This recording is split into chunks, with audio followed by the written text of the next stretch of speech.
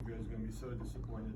I'm going to tell you something. Naan of Your Business is a great title if it's in print, but if I have to say it, it's awful. You'd say, oh, what's your book called? Like, Naan of Your Business. So Naan of Your Business is set in Atlanta. If you guys ever had an argument and then the next day in the shower, you're like, oh God, I should have said that to that guy. My main character, Frank, the comeback kid, delivers arguments for that. So instead of you having to go back and call up your neighbor. Could you please? So instead of you having to go back, he goes and takes care of it for you. But one day while he's stuck on 285, a young blonde woman, a femme fatale if you would, gets into his car and hires him to tell off her dad for abandoning her. What she doesn't tell him is she doesn't know where her dad is, and she's secretly hiring him as a detective. This ticks him off to no end because he's not a detective, he's a pizza delivery man with insults basically. But she writes him a very big check, well, a normal size check with a lot of numbers on it. And so he takes the case, finds the dad, turns out the dad's an idiot who's been stealing from the mob. The mob's after him, and then the second half of the book happens. Any questions so far? All right. I'm going to read you a scene that most people have said is their favorite scene in the book, which shows that they've read to at least page 95. This is Frank's first date in about 10 years with a lovely woman that he met on a case. The next Saturday found Frank sitting at the table just inside the door at Opry DM, which an internet search turned up as the most romantic restaurant in America, in Atlanta, but not number one. Number one, he realized, would be far too busy. He had arrived slightly early, only 45 minutes, and when he was on his third pitcher of water and second breadbasket. Sir, if you wouldn't mind sitting at the bar, we have other customers who are waiting for a table, the waitress said. She'd been asking softly every 10 minutes since he'd arrived. If his date didn't arrive within an hour, she was prepared to beat him with a baguette. No, my date will be here any minute, he said. I just hope she shows up, he thought. She insisted on driving herself. I make it a rule not to let a man drive me on the first date, she told him. So he had no way of knowing if she was going to stay in the month. Maybe she came and couldn't see me, he worried, but reassured himself that the only more visible spot in the restaurant was the hostess stand. He briefly considered waiting by the stand, but changed his mind when the hostess told him he could not.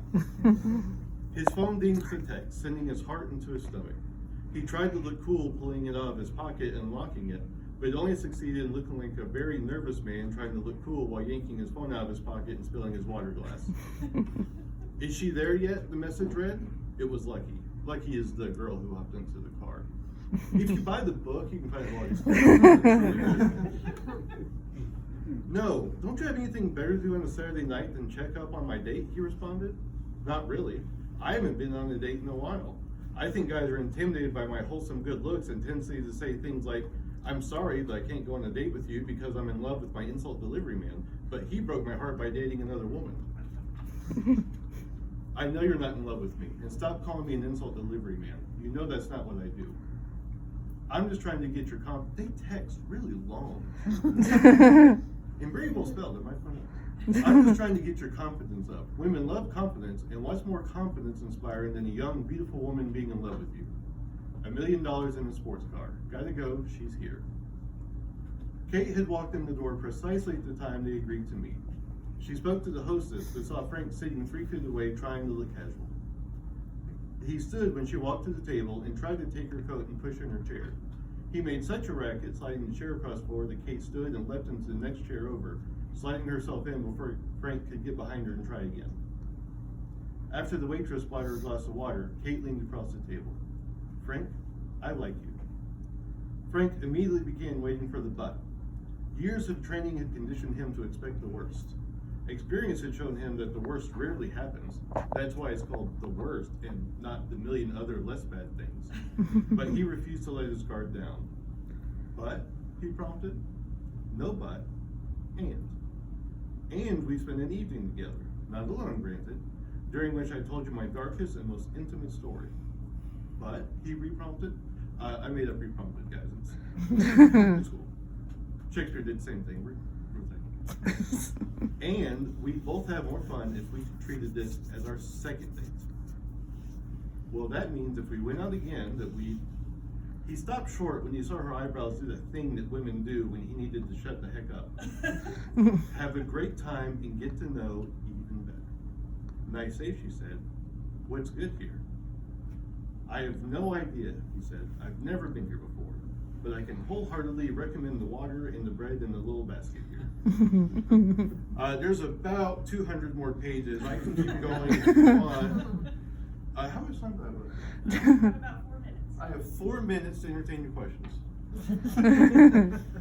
Now, I know I loaded you up with an easy one. Yes.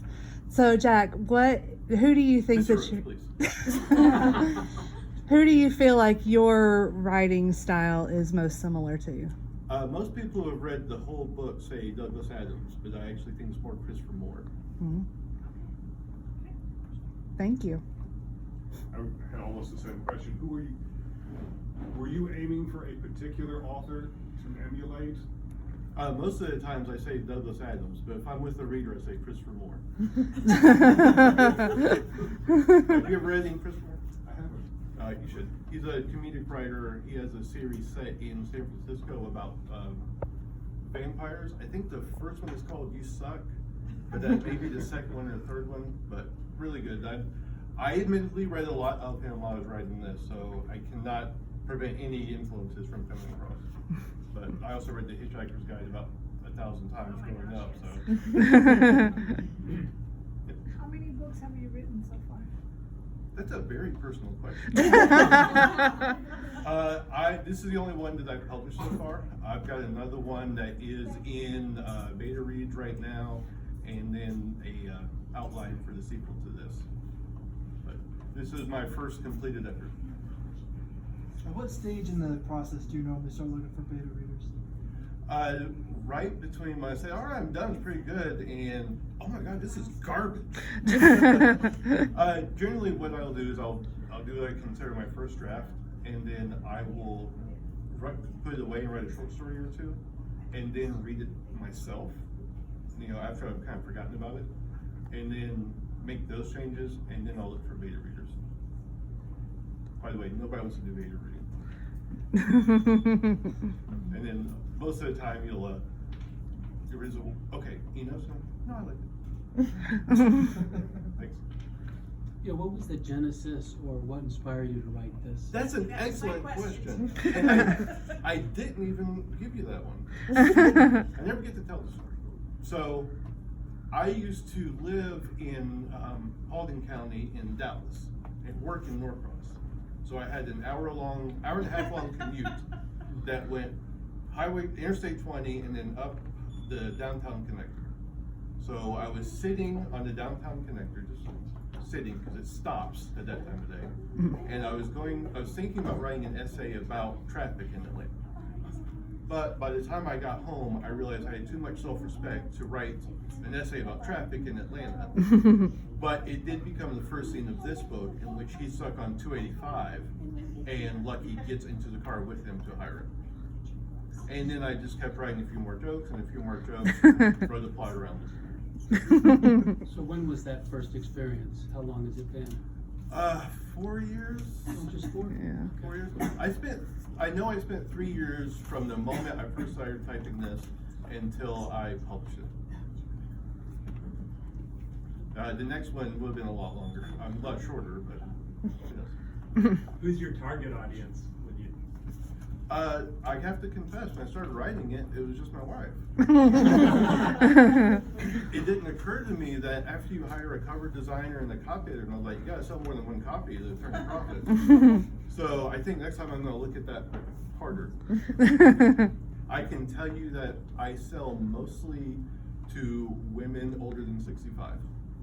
Interesting. I don't know why, but God bless them. Anything else? I'm gonna sit down now, man.